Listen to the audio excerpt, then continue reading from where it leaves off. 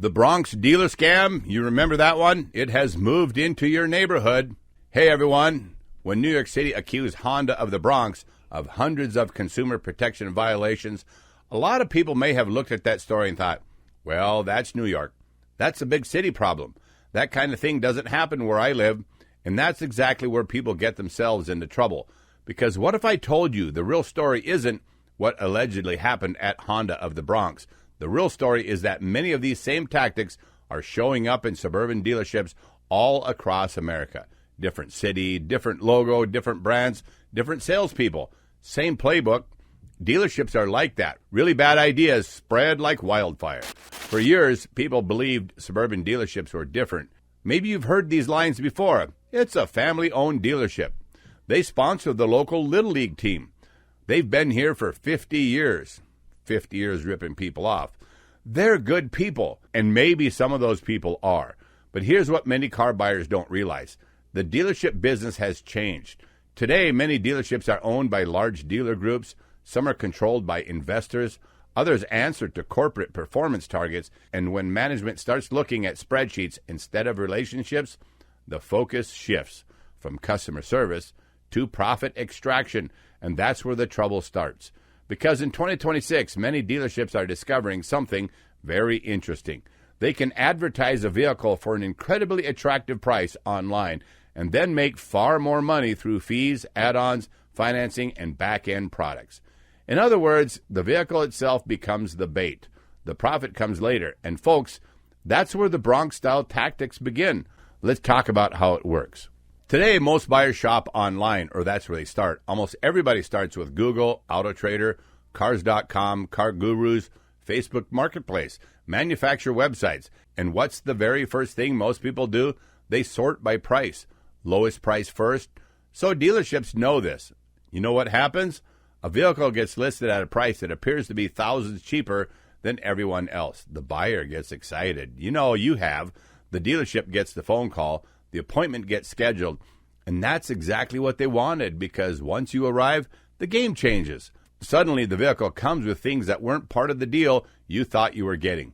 A protection package, a ceramic coating package, a theft recovery package, a wheel tire package, nitrogen-filled tire package, a reconditioning fee, a documentation package, a market adjustment, and somehow that amazing deal you found online starts growing by thousands of dollars, sometimes many thousands. And here's what's making this even worse. Many buyers assume that because inventory levels have increased in some markets, dealerships must be getting more desperate. They assume prices should be falling, but what we're seeing instead of that, some dealerships are lowering advertised prices while increasing the back-end profit. Think about it. If the vehicle is advertised lower, they still need profit somewhere. So where does it come from? The add-ons, the finance office, the protection products, the fees, the subscriptions. And folks, some of these products have become absolutely ridiculous. Let's look at three of the biggest offenders. Number one, ceramic coating. Now, don't misunderstand me. Real ceramic coating exists. Professional ceramic coating can have value, but it's typically done at a shop that's not a dealership. But what many buyers are being charged for isn't some magical coating worth thousands of dollars. Yet dealerships routinely attempt to charge $2,000, $3,000, sometimes even more. Number two is nitrogen tires. Folks, air is already nearly 80% nitrogen, yet some dealerships still try charging hundreds of dollars for nitrogen-filled tires, sometimes close to $1,000. At number three, theft recovery systems and GPS tracking. Many buyers don't even know these systems are installed until they're reviewing paperwork. Then suddenly they discover they've been charged hundreds or thousands of dollars for something they never requested. And here's the trick. The dealership often installs these products before the vehicle is ever shown to you. That way they can claim, it's already on the vehicle. We can't remove it. It's required. We've already incurred the expense. Sound familiar? It should, because it's designed to make you feel like you have no choice. Now let's talk about one of the biggest lies buyers hear. The bank requires it. That's always BS.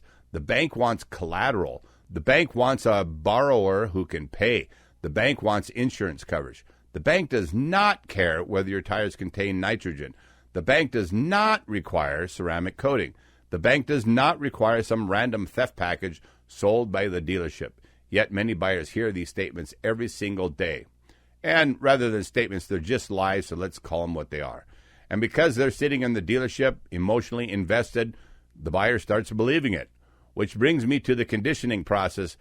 This is where many buyers lose control. First, you find the vehicle, then you drive across town, then you test drive it, then you fall in love with it, something you shouldn't do, then they appraise your trade, then they run your credit, then they start discussing payments, and only after that do all the add-ons appear. Why? Because the dealership understands psychology.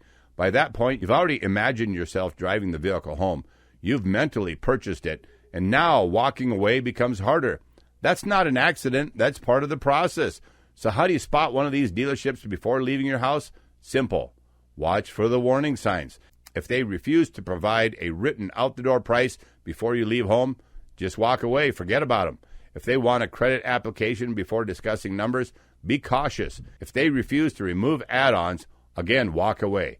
If they won't communicate through email or text, be very cautious. If they insist you must come into the dealership before they'll provide pricing, be even more cautious. And if they keep talking about monthly payments instead of total out-the-door price, run out of the place, because that's often where the games begin. Folks, the biggest protection you have is controlling the deal from home. The moment you force everything into writing, many of these tactics suddenly become much harder to pull off. And that's exactly why we teach people to negotiate remotely. That's what our coaches do. You could learn something from the professionals, right? Because once everything is documented, the dealership can't easily change the story later. The Bronx dealership story made headlines, but the bigger issue isn't one dealership. The fact that similar tactics are now showing up everywhere, big cities, small towns, suburban neighborhoods, different building, different logo, different brand, same playbook. And if you don't understand the playbook, you're the one who's going to pay for it. I'm Kevin Hunter, the Homework Guy. Follow this channel if you want to learn how to beat dealerships at their own game before they beat you.